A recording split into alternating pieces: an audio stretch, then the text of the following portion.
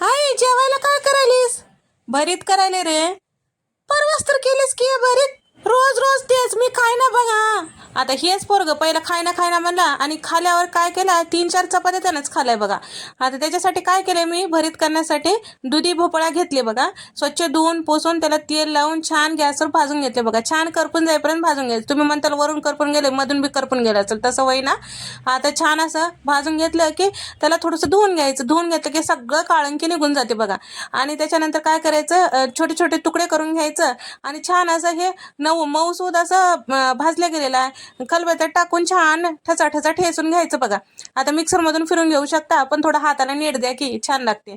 त्याच्यानंतर कढईमध्ये तेल टाकून जिरे, मोहरी, कांदा, कढीपत्ता, कोथिंबीर, आलं लसणाचा ठेचा आणि टोमॅटो असं टाकून घेतले बघा. आता त्याच्यानंतर काय करायचं, थोडंसं पावडर मसाल्यांमध्ये धने पावडर, गरम मसाला, हळद, मिरची पावडर टाकून घेतले आणि थोडं मिरची पावडर जास्तीच टाकले बघा. थोडं आमच्या इथे तिखट आवडते बघा. आणि थोडं जिरे पावडर बी टाकून घेतले. चवीपुरतं मीठ टाकलं, सगळं परतून घेतलं बघा. सगळं परतून घेतलं की त्याच्यामध्ये आता छान असं ठेचून घेतलेलं भरीत टाकायचं. आता त्याच्यानंतर थोडी कोथिंबीर टाकली बघा. कोणता बी पदार्थ मला कोथिंबीर टाकलं तरच आवडतं. तुम्हाला आवडते की नाही कमेंट करून सांगा बघा. आता हे छान परतून घेतले की तयार झालं. याच्या संग भाकरी चपात्या काय बी खाऊ शकत्या. आई, मला बी जेवायला वाढ की. आताच म्हणलास की वांग्याचं भरीत आहे की कोणतं की भरीत आहे की म्हणून घराने केलास की आणि खायला निघालास काय? होय वाढ, भूक लागली.